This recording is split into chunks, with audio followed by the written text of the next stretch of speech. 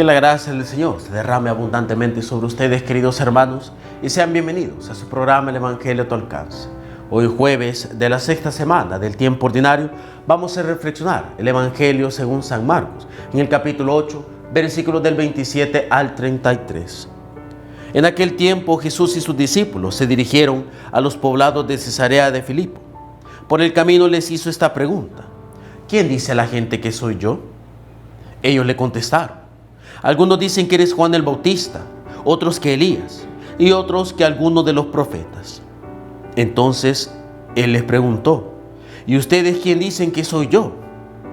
Pedro le respondió: tú eres el Mesías. Y él les ordenó que no se lo dijeran a nadie. Luego se puso a explicarles que era necesario que el Hijo del Hombre padeciera mucho, que fuera rechazado por los ancianos, los sumos sacerdotes y los escribas, que fuera entregado a la muerte y resucitara al tercer día. Todo esto lo dijo con entera claridad. Entonces Pedro se lo llevó aparte y trataba de disuadirlo. Jesús se volvió y mirando a sus discípulos reprendió a Pedro con estas palabras: apártate de mí, Satanás, porque tú no juzgas según Dios, sino según los hombres. Palabra del Señor, gloria y honor a ti, Señor Jesús. El evangelio de este día es un evangelio fuerte y sobre todo, toca algo muy paradójico. ¿Por qué?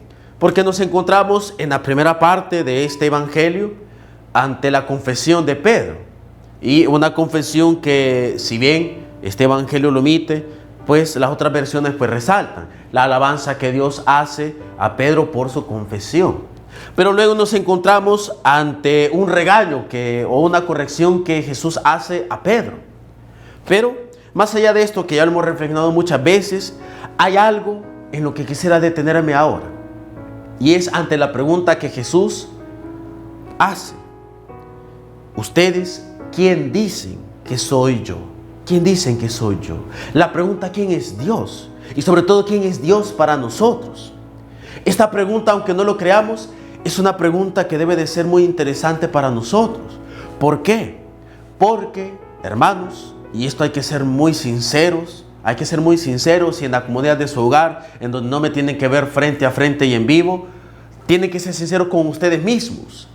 Muchas veces la idea, la concepción que tenemos de Dios es una concepción muchas veces medio pagana, a veces medio incorrecta. ¿Por qué? ¿Por qué digo que medio? Porque intelectualmente nosotros ya conocemos quién es Dios. Podemos decir la respuesta que nos enseñan en el catecismo, en la catequesis de primera comunión o en alguna formación. Nosotros podemos tener de memoria quién es Dios, creador del cielo y de la tierra, etc. Algo muy intelectual. Y sí, es cierto, pero está medio equivocada, porque muchas veces nos quedamos con solo ese concepto. Y en nuestra vivencia, nuestra concepción de Dios es muy diferente. Muchas veces concebimos a Dios, sobre todo la gente que le gusta mucho andar pidiendo cosas, que hemos visto milagros, un Jesús milagrero, un Dios milagrero. O como decía un sacerdote, que es una frase que a mí me encanta: muchas veces nosotros buscamos los milagros de Dios, no al Dios de los milagros. Muchas veces vamos detrás de Jesús simplemente porque Él es alguien que da milagros, y por eso le seguimos. Y cuando nos preguntan quién es Dios, es alguien que me hace milagros. Y eso, aunque no lo decimos por boca, nuestra actitud lo menciona, lo manifiesta, porque solo seguimos a Jesús cuando Él me concede milagros. Otras veces nosotros seguimos a Dios de una manera hipócrita, o concebimos a Dios como alguien hipócrita. ¿Por qué?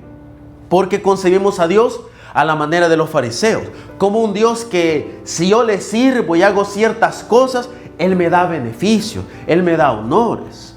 A la larga, muchas veces nuestra concepción de Dios es una concepción que está muchas veces entorpecida o corrompida, y no por culpa de Dios. Él no tiene ninguna culpa, es por cómo nosotros tenemos nuestra vivencia con Dios.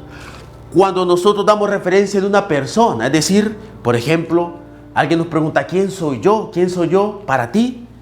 Nosotros, si conocemos a esa persona, la conocemos a profundidad y hemos interactuado muy bien con esa persona, podemos dar una descripción muy detallada y muy precisa de quién es esa persona.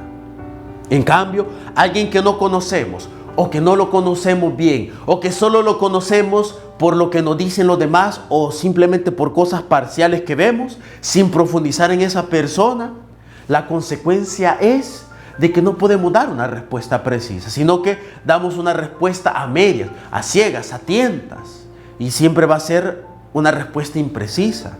Por eso, hermanos, es muy saludable que muchas veces nosotros nos preguntemos, para mí, ¿quién es Jesús? Si Él se apareciera frente a mí y me preguntara, ¿quién soy yo?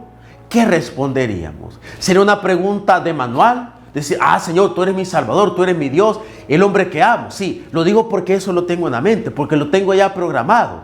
Pero ya en lo más profundo de mi corazón, con todas mis reacciones, mis acciones, mis palabras, mis pensamientos, ¿quién es Dios para mí?